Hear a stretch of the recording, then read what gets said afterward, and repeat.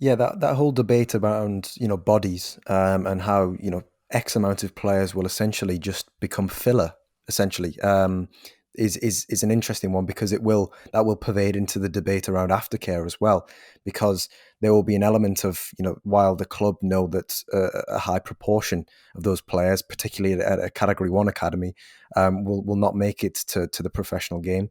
Then there is, every in the minds of all of those players, there will still be that, well, I'm still here, so I've still got a chance. And I think that, I mean, personally, from my perspective and my sort of, it's my opinion is that obviously the aftercare is something which, while you say it's still lacking, I'd be inclined to agree with you, because I think that the model is a bit, this is all or nothing. You have to sacrifice so much, and then in an instant it's gone. I mean, what is your take on the aftercare of young players who perhaps at 16, 17, 18, they've been in the academy setup for 10 years. It's been their entire life. It's been every weekend. It's been multiple nights per week.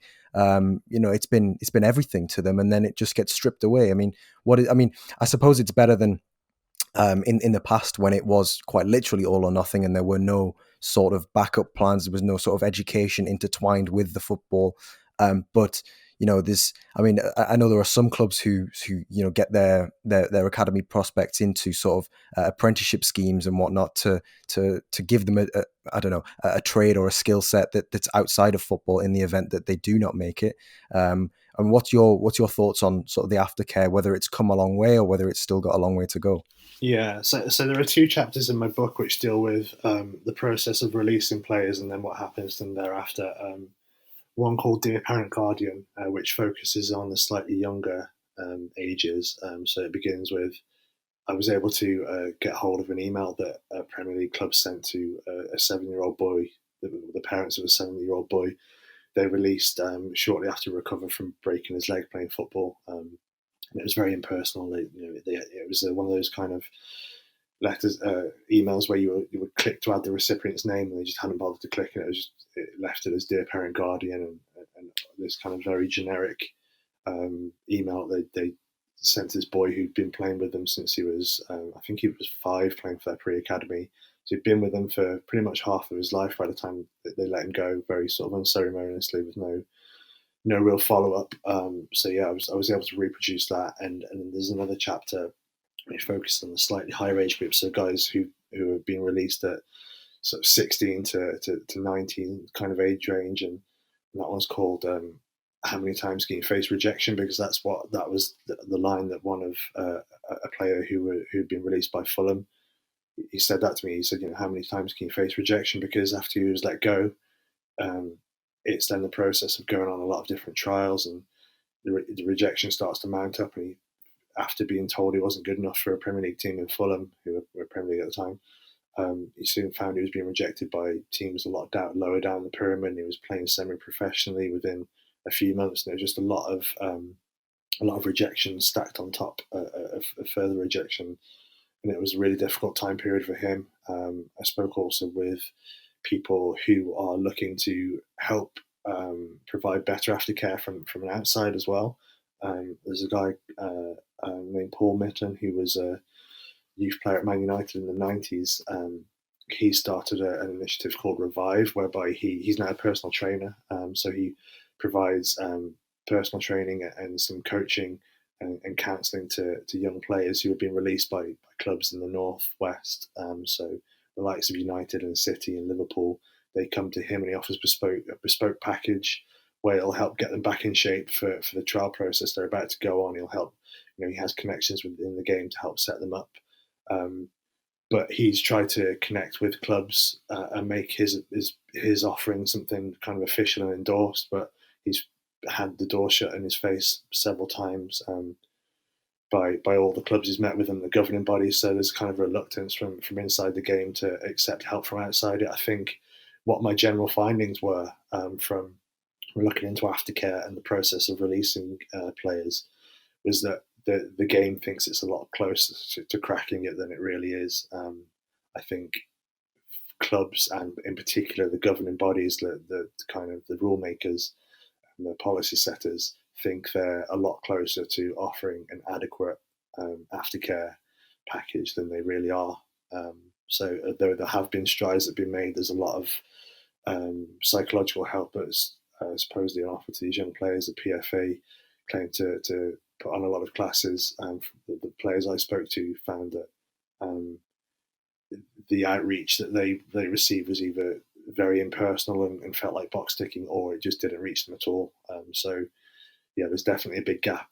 That's the biggest area for me that the game has to make up ground in, and that is a theory shared by a lot of high-profile coaches within academies as well. They are of the same mind that at the moment the system swallows up too many young people and spits out too many. I was fascinated as well to learn that just how many of the coaches I spoke to and the academy managers would be in favour of raising the age at which they can sign young players. So I'm sure you and a lot of your listeners will have been aware that last year Bayern Munich decided not to run age groups, I think, until around 12 years of age. So they don't take children younger than 12 at the moment, or they've decided not to do that.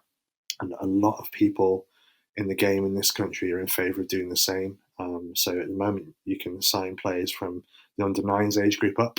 So at the age of 8, these players are committing to contracts, 1-year contracts with a tie them exclusively to a club. Yeah, and like I said, a lot of people in the game are in favour of not taking players that early, letting them just be kids and letting them play with their friends and with their school, and then coming back and having a look at them at 12 or 10 or whatever it might be. So the whole machine is at the moment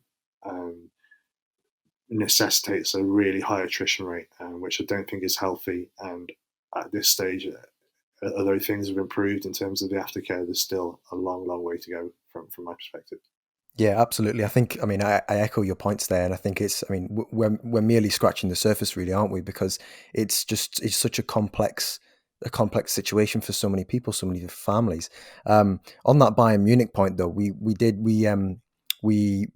we had an article in well, a piece, a really well written piece in one of our recent handbooks about Real Sociedad, obviously the La Liga club, who I don't believe I think the earliest that they bring in players for their academy is around 12 or 13, because they think that it's better for their young players to be participating in local youth football with their friends. Up until that point, they don't see the merits of bringing in players at the age of 5, 6, 7, and upwards, up until their early teen years, and putting them through the system. They want the players who come through to maybe have a few little deficiencies to their game, but then have that individuality as well.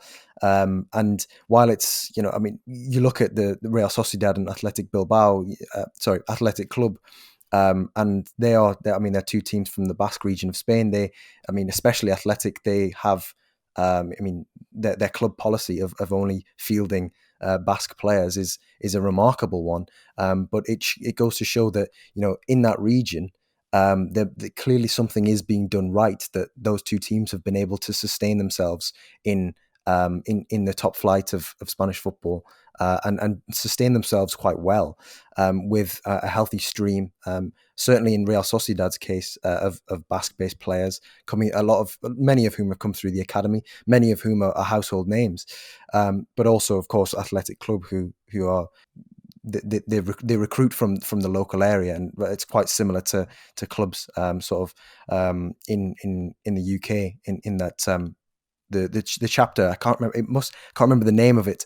You're gonna have to remind me, Ryan, but it was the one about Crystal Palace and the beginning, the Diamonds on the Doorstep, I believe it was. Doorstep Diamond Mine, yeah, That's the it. one Yes. about you kind of mining the local hotspots for the best young talent.